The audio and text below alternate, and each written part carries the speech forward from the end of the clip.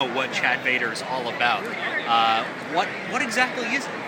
Chad Vader is Darth Vader's younger brother, and he's the manager of a grocery store. He's very similar to Darth, but he doesn't have all of the charisma or the leadership qualities that the people skills of Darth Vader that Darth Vader possesses. So this is a online web show. Yeah. How many episodes are out there? Right we are in the middle of our second season.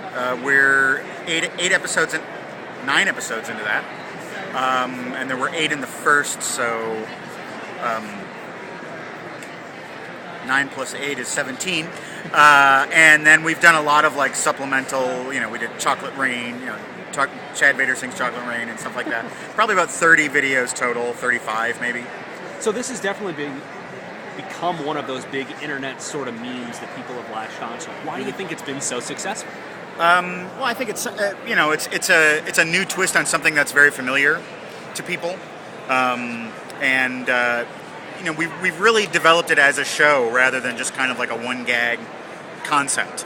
A lot of people are interested in the other characters that are in the ensemble, and that's been really gratifying. To see that people want to see the show. They don't want to just see Darth Vader in a grocery store. So yeah, exactly.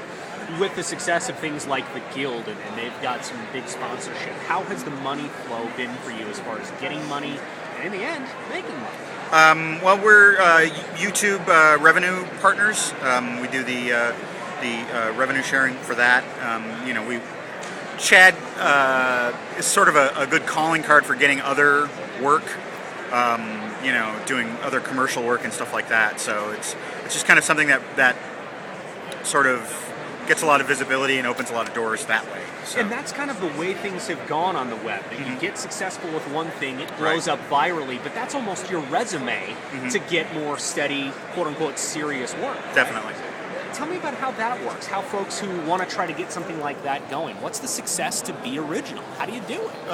Well, I'm a firm believer in that people should just kind of do what they want to do and do what excites them and do what stimulates them rather than try and figure out what the masses want to see and what's going to really, I think if you go down that road, you're probably not going to do very well. I think if you look at all of the really big internet successes, it's always been people who have been sort of making stuff that's really personal and in that sense, it's really original, and that's what gets people interested in what you're doing, originality, rather than like following trends or figuring out what's big and doing something that way.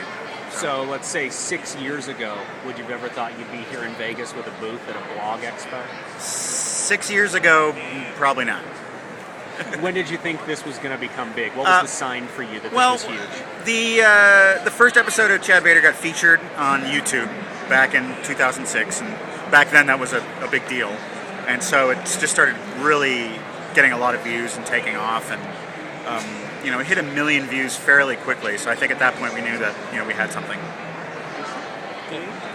Your competition. Who would you say you compete against? I don't think we really. I don't know. To play him off, Kitty. We did a parody of that. We play him off keyboard Chad. It's called. Yeah. Chad's doing the. I don't really look at them as competition. I mean, we're all kind of doing the same thing.